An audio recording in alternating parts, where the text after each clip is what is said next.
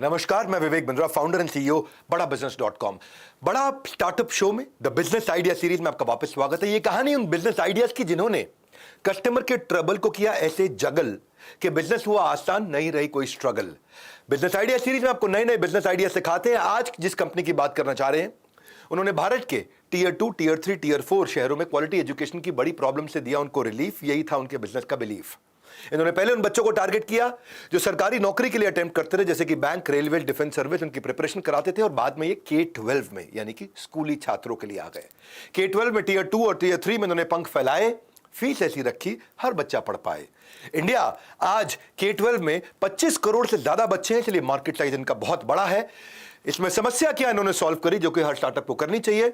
इन्होंने समस्या सॉल्व करी कि 12वीं से पहले जो बच्चा है उसको एसोसिएशन में पढ़ना अच्छा लगता है, वो अकेले मोबाइल पे नहीं पढ़ पाता है। उसको एटमॉस्फेयर चाहिए, कलेक्टिव कंटेजियस एनर्जी चाहिए। जब एक बच्चा हंसता है तो बाकी भी हंसते हैं, जब एक बच्चा ध्यान से पढ़ता है तो बाकी भी पढ़ते हैं। अकेले में उसको एंजॉय करना मुश्किल होता है। उनकी बात करने से पहले मैं आपको बता दूं कि गांव का बच्चा आज हमारे देश में पढ़ना तो चाहता है, लेकिन उसके जीवन में कुछ समस्याएं हैं। गांव में क्या समस्या हो सकती है? पहली, गांव तक एक क्वालिटी टीचर नहीं पहुंच पाता। दूसरी, जो पहुंचता भी है वो बढ़िया करिकुलम नहीं दे पाता। तीसरी, हर बच्चा शहर तक नहीं जा सकता। अब क्योंकि गांव में नहीं पहुंच पा रहे टीचर, तो बच्चे को शहर जाना पड़ेगा, वो नहीं जा सकता। चौथा, अब अगर बच्चे को अच्छा टीचर मिल भी जाए तो उसके लिए उसको ज्यादा पैसा देना पड़ता है, और गांव का बच्चा ज्यादा पैसा दे नहीं सकता। और फाइनली, एक भाषा का बैरियर रहता है। जिस गांव में बच्चा है, हरियाणा का बच्चा, उसके लिए भाषा का एक बैरियर रहता है। और इसी चक्कर में एक अच्छा टीचर नहीं मिल पाना। क्यों? क्योंकि गांव में ट्यूशन सेंटर छोटा है और बड़ा टीचर लाना महंगा पड़ता है, वो टीचर नहीं मिल पाता। गांव की इन सारी समस्याओं को स्टार्टअप ने सॉल्व किया, टेक्नोलॉजी को इन्वॉल्व किया, इस प्रॉब्लम को बड़े यूनिक तरीके से सॉल्व किया। ये सेगमेंट ऐसी थी जहां बड़े दिग्गजों का था बोलबाला। वहीं अर्बन कंपटीशन से हटकर ये बने रूरल, यानी कि गांव के रूलर, यानी कि राजा। रूरल के रूलर। हाँ, मिलते हैं आईसीएस कोचिंग के फाउंडर परिमल कुमार जी थे, जिन्होंने हरियाणा से शुरुआत करी और पूरे देश भर में फैलते चले जा रहे हैं।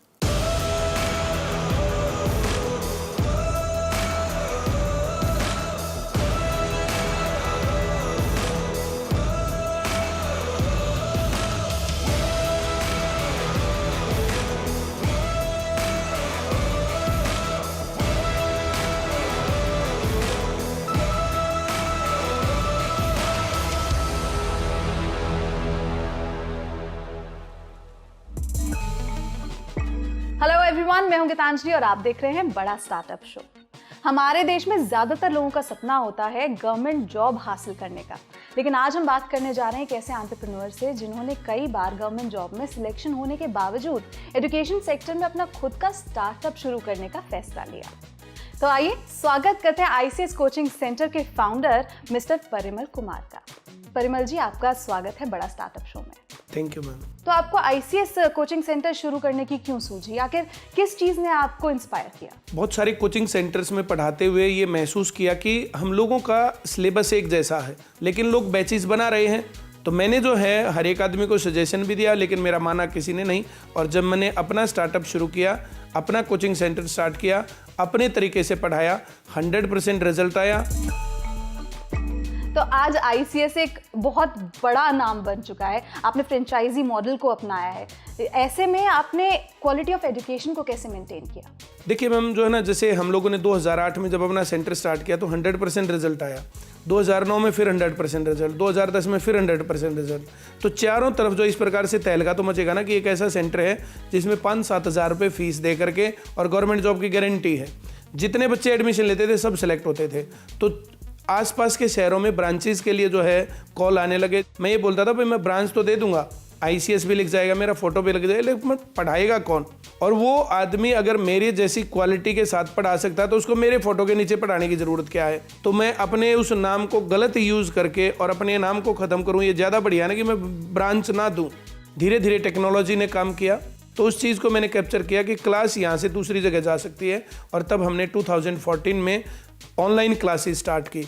ये जो है पूरी दुनिया में तो जो ऑनलाइन एजुकेशन का जो मामला है ये कोविड के टाइम पर आया है, हमने 2014 से स्टार्ट कर दी थी।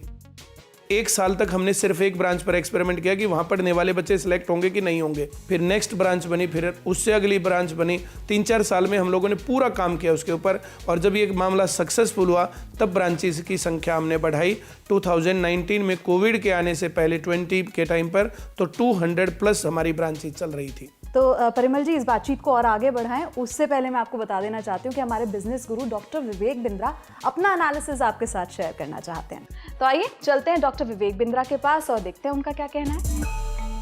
धन्यवाद परिमल जी, आपका पर्पस और प्रेपोजिशन मुझे दोनों पसंद आए। व्यूअर्स को बताना चाहता हूं कि अगर आप भी K-12 सेगमेंट में, यानी कि बच्चों की स्कूल की पढ़ाई के सेगमेंट में अपने इस बिजनेस को शुरू करना चाहते हैं तो बिजनेस आइडिया सीरीज में मैं कुछ आपको टिप्स दूंगा। पहला, एजुकेशन केवल अच्छे क्वालिटी टीचर से ही चल सकती है, एवरेज क्वालिटी टीचर एजुकेशन नहीं दे सकता। दूसरा, जब एक्सपैंड कर रहे हो आप भी ICS की तरह एक एसेट लाइट मॉडल पे एक्सपैंड करें, जो कि मैं आपको आने वाले समय में सिखाऊंगा कि कम खर्चे पे नई ब्रांचेस को कैसे एक्सपैंड किया जा सकता है। तीसरा, कंटेंट स्ट्रक्चर्ड होना चाहिए, बहुत अच्छा होना चाहिए। जो भी इसमें बिजनेस शुरू करना चाहते हैं, इसमें सब्जेक्ट वाइज टेस्ट हो, रीडिंग मटेरियल हो, सैंपल पेपर हो, रेफरेंस वीडियो हो, कंटेंट की लाइब्रेरी हो, चैप्टर वाइज टेस्ट हो, एक पूरा कंटेंट का सिस्टम बनाना जरूरी है, तभी बच्चे आज के समय में आपके साथ रुकेंगे, टिकेंगे।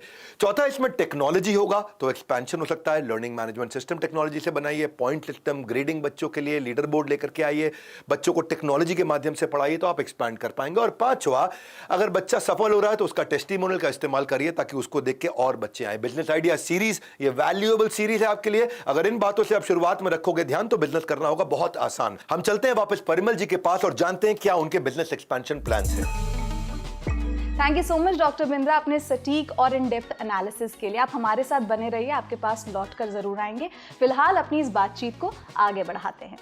तो परिमल जी, अगर हम बिजनेस पॉइंट ऑफ व्यू से बात करें तो किसी भी बिजनेस को ग्रो करने के लिए लगातार इनोवेशन की जरूरत होती है। तो ऐसे में आपका नेक्स्ट गोल क्या? हम लोगों ने, जैसे ये हमारा कोचिंग का मॉडल है, इसी मॉडल पर स्कूल एजुकेशन का मॉडल स्टार्ट कर दिया और उसकी भी 250+ ब्रांचेस पहले साल में ही सक्सेसफुली चल रही है। पहले साल तो चीज़ें खड़ी करनी होती, देखनी होती है, बनाना होता पूरा सिस्टम। अब पूरा सिस्टम बन गया है। अब हज़ारों की संख्या में ब्रांचेस चलेंगी, हज़ारों गांव में जा कर के बच्चे पढ़ेंगे। भारत गांव में बसता है, गांव में जा कर के हम पढ़ा रहे हैं, अपने घर में अपने पास रखते हुए अपने हाथों का खाना खिलाते हुए बच्चों को।